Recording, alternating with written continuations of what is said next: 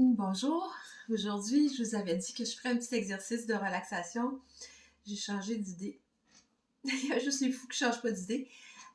Pourquoi? Parce qu'avant de faire une relaxation, il faut comprendre des choses. Et puis, je pense que la respiration, c'est quelque chose qui est...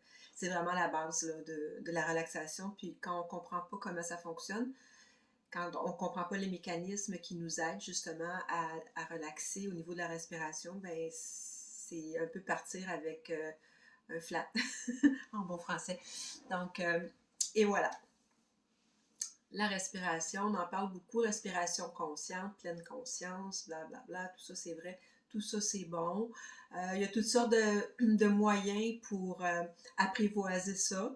Moi, je suis sophrologue, fait que c'est sûr que je passe un peu par la sophrologie, mais je passe aussi par mon expérience de vie personnelle. Donc, c'est une adaptation, si vous voulez. Je prends mes outils, je construis quelque chose, puis je vous le présente. Alors, c'est ça. On commence par se détendre un peu. Facile à dire, pas facile à faire. Donc, le front, on commence toujours par le haut, puis on va en descendant. Si je te dis détends ton front, tu vas me regarder puis dire, OK, comment je fais ça? Bon, alors c'est pour ça qu'on commence avec la respiration. L'inspiration, c'est quand l'air rentre. L'expiration, c'est quand l'air sort. Au moment d'inspirer, si tu vois, je prends mon air, c'est comme si je suis prête à quelque chose. Hein? Quand tu veux te préparer à frapper un grand coup avec un bâton de baseball, une hache ou un marteau, tu feras pas non, tu vas faire puis tu y vas. Donc, qu'est-ce que ça fait? C'est que ça ramasse l'énergie, ça remonte le tonus musculaire, ça te donne de la force. Quand tu en as besoin, évidemment. Sauf que si je suis toujours comme ça, parce que je respire pas beaucoup, puis je suis tout le temps en train de prendre de l'air, puis pas en expirer beaucoup, ma tension musculaire se maintient. Donc, je dépense beaucoup d'énergie à maintenir une tension musculaire qui est inutile. Je m'en vais pas nulle part, je me sauve de rien, j'ai rien à frapper, normalement. Donc, il faut apprendre à relâcher ça. Au niveau de l'expiration, quand on expire,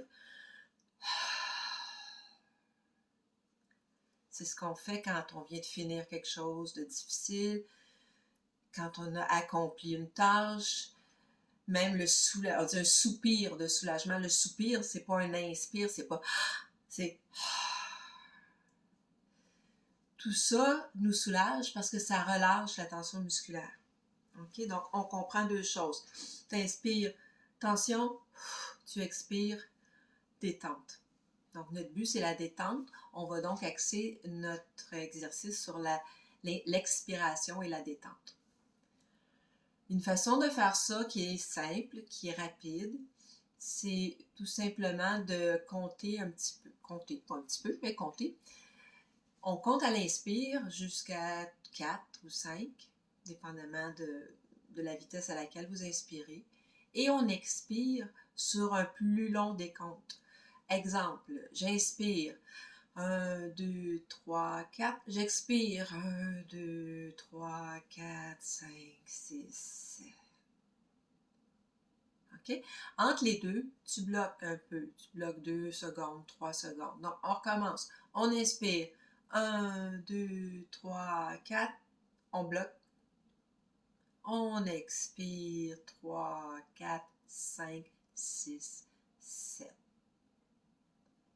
Déjà, vous allez sentir qu'il y a une détente musculaire qui vient de s'opérer. Également, juste avant de commencer ce petit exercice-là d'apprentissage, vous allez desserrer vos mâchoires.